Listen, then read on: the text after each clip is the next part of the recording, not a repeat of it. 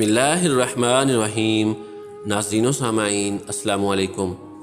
ایک نئی کہانی کے ساتھ آپ کی خدمت میں حاضر ہوں۔ جھنگ جانا ہوا تو سوچا مائی ہیر کے دربار پر بھی جانا چاہیے۔ زیادہ دور نہیں تھا، پیدل ہی چل پڑا۔ 5 منٹ بعد میں دربار میں موجود تھا۔ بائیں طرف قبرستان ہے اور دائیں طرف لوگوں نے اپنی اپنی مختلف چیزوں کی دکانداری سجا رکھی تھی، جن میں چوڑیاں، لاکٹ اور مٹی کے برتن وغیرہ بھی شامل تھے۔ زیادہ رش نہیں تھا، چند ہی لوگ تھے۔ دعا مانگ کر باہر نکلا اور واپس چل پڑا۔ چلتے چلتے یوں ہی ایک نظر قبرستان کے قریب بیٹھے لوگوں پر ڈالی تو مجھے رک جانا پڑا۔ میلے کچیلے کپڑوں میں وہ سب سے الگ تھلگ بیٹھا تنکے سے زمین پر کچھ لکھ لکھ کر مٹا رہا تھا۔ تجسس نے قدم اس کی طرف موڑ دیے۔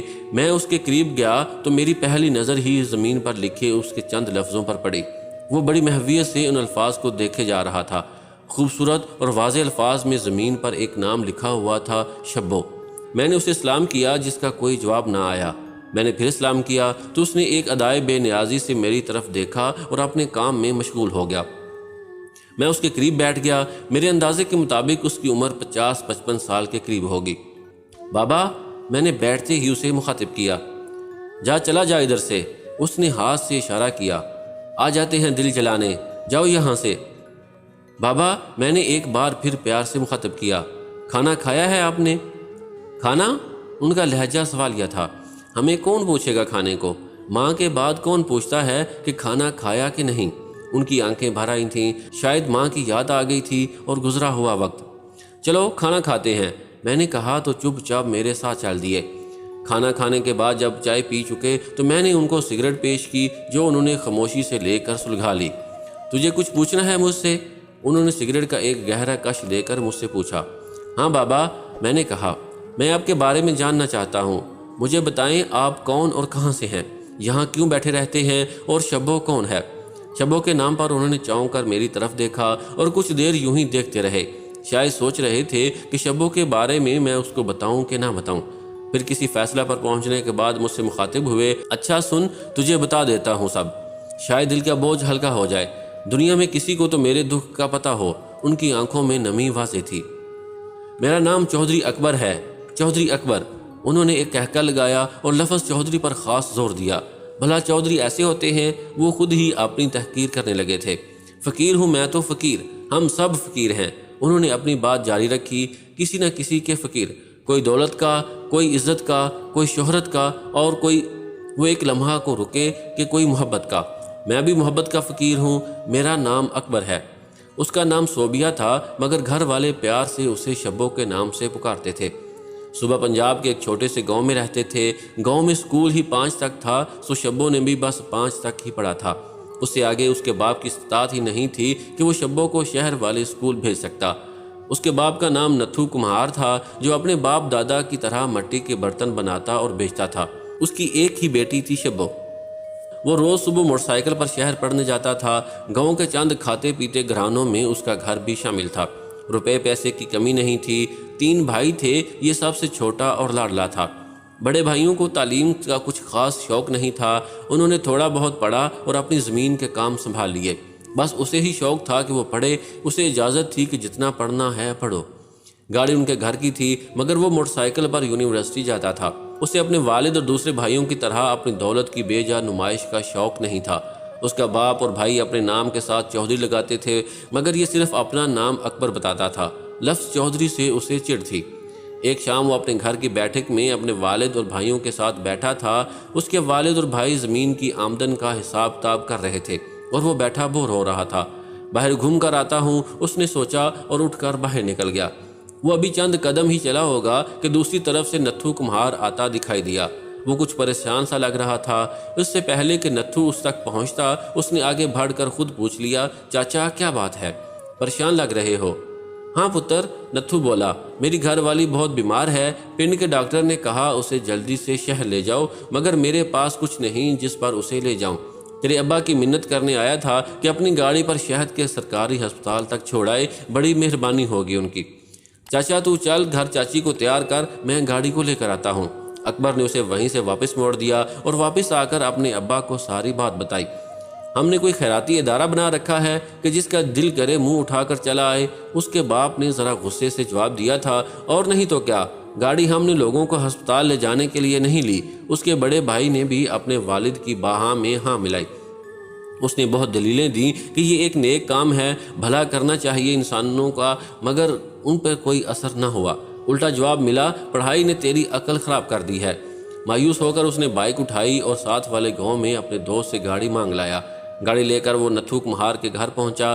گاڑی میں نتھو کے ساتھ اس کی بیٹی بھی بیٹھی تھی، مگر اس نے خود کو ایک بڑی چادر میں چھپا رکھا تھا۔ وہ ان کو لے کر ہسپتال گیا۔ 5-6 گھنٹے بعد ان کو واپس جانے کی اجازت ملی۔ وہ ان کو لے کر واپس گاؤں آ گیا۔ دوائیوں کے پیسے بھی اس نے اپنی جیب سے دیے تھے۔ ان کو گھر اتار کر اس نے اجازت چاہی تو نتھو بڑے ہی عاجزانہ لہجے سے بولا، پتر، ہماری اوقات تو نہیں ہے، پر اگر چائے پی لو تو ہمیں بہت خوشی ہوگی۔ نہیں چاچا، ایسی کوئی بات نہیں، اس نے کہا، اور اس خیال سے کہ چاچا نتھو احساس کمتری کا شکار نہ ہو، وہ گاڑی لاک کر کے ان کے گھر چلا گیا۔ شبو پتر اکبر کے لیے چائے بنا کر لا۔ نتھو کی خوشی دیدنی تھی۔ شبو جیسے ہی چائے لے کر آئی، اکبر کی نظر اس پر پڑی۔ اب تک اس نے خود کو بڑی سی چادر میں چھپا رکھا تھا، مگر گھر اس نے صرف دوپٹہ لے لیا تھا۔ اکبر کو لگا تھا کہ اس نے آج تک جتنے بھی حسین دیکھے تھے وہ مصنوعی تھے۔ حقیقی حسن اس نے آج پہلی بار نتھو کمہار کے گھر میں دیکھا تھا۔ خالص، سادہ اور معصوم حسن کا پیکر تھی وہ۔ کسی پر دل ہارنے کے بھی کچھ مخصوص لمحے ہوتے ہیں شاید، اور وہ وہی لمحہ تھا جس میں اکبر اس پر دل ہار گیا تھا۔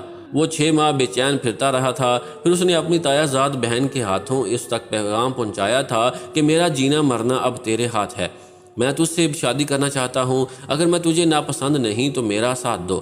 موبائل کا دور نہیں تھا، ورنہ شاید اسے اتنی مشکل نہ ہوتی۔ محبت قبول کر لی گئی تھی اکبر کی۔ شبو نے اسے کہا تھا کہ وہ صرف اسی کی ہے، بس اگر اس میں ہمت ہے تو وہ اسے بیاہ کر لے جائے، وہ اس کا انتظار کرے گی۔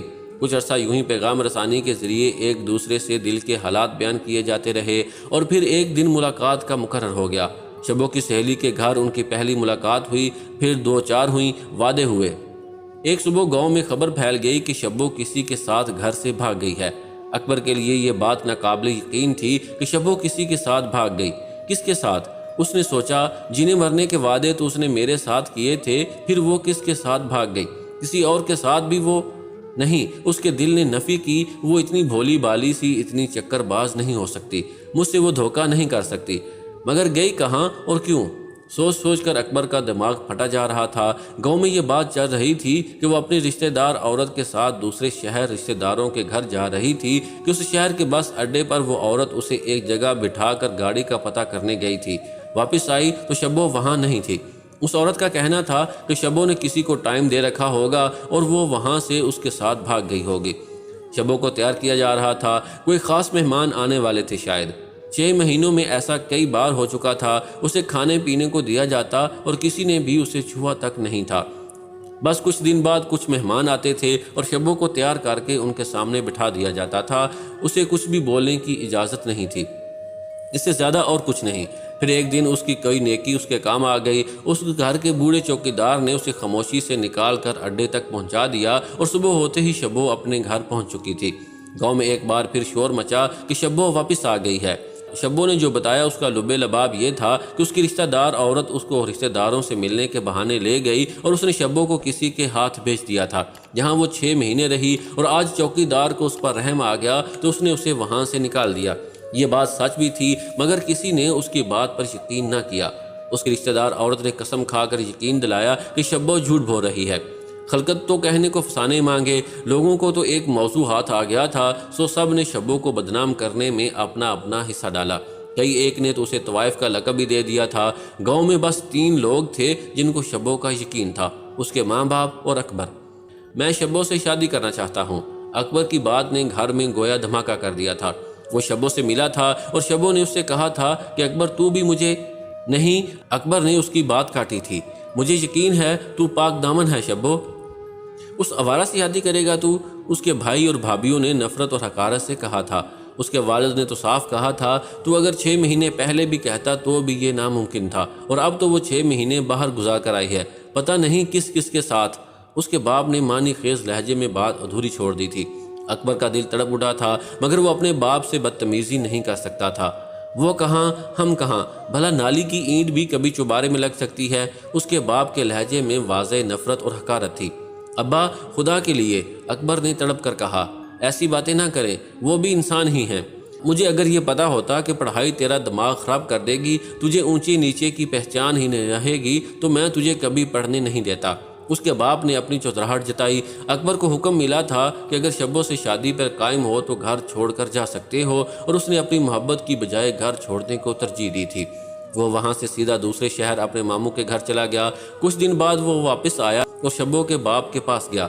شاید شبو کا باپ راضی ہو بھی جاتا، مگر اسے اکبر کے باپ کا پیغام مل گیا تھا کہ نالی کی اینٹ چوبارے میں لگانے کی کوشش مت کرنا، ورنہ انجام برا ہوگا۔ شبو کی شادی کر دی گئی تھی۔ اس کا شوہر نہ صرف عمر میں اس سے بڑا تھا، بلکہ پہلے سے شادی شدہ تھا، بیوی کو طلاق دے رکھی تھی۔ اکبر کے لیے دنیا میں کچھ نہیں بچا تھا۔ وہ شہر شہر آوارہ گردی کرتا رہا، نہ اسے کھانے کی فکر تھی نہ رہنے کی۔ زندگی در بدر لیے پھرتی رہی اسے۔ کچھ دن سے وہ یہاں ہیر کے دربار پر تھا۔ چودھری اکبر نام ہے میرا۔ اس نے بات ختم کی اور نظریں اٹھا کر میری طرف دیکھا۔ آنسو اور بے بسی کے سوا کچھ نہیں تھا ان آنکھوں میں۔ دل پر چوٹ سی لگی۔ پتہ ہے وہ مجھ سے مخاطب ہوا۔ شبو نے جب کہا تھا کہ اکبر تجھے مجھ پر یقین ہے کہ نہیں، تو میں نے اسے جواب دیا تھا کہ شبو، مجھے تیری پاک دامنی پر اتنا یقین ہے کہ میرا ایمان ہے کہ تیرے دامن پر فرشتے نماز پڑھ سکتے ہیں۔ اور وہ یہ بات سن کر بے حد روئی تھی۔ اس نے کہا تھا، اکبر مجھے میری محبت کا صلہ مل گیا ہے، میں سکون سے مر سکوں گی، اب مجھے اور کچھ نہیں چاہیے۔ پاگل تھی وہ دھیرے سے بولا تھا۔ محبت بھی کبھی بے یقین ہوتی ہے۔ وہ مسکرایا۔ جھلی تھی وہ۔ اگر دل سے محبت ہو، محبت بھی کبھی داغدار ہو سکتی ہے بھلا۔ محبت تو ہوتی ہی پاک دامن ہے۔ اور میں سوچ رہا تھا، ہیر رانجھے جیسی محبت کرنے والے، تجھے کیا پتا وہ پاک دامن محبتیں زمانے میں اب نایاب ہیں۔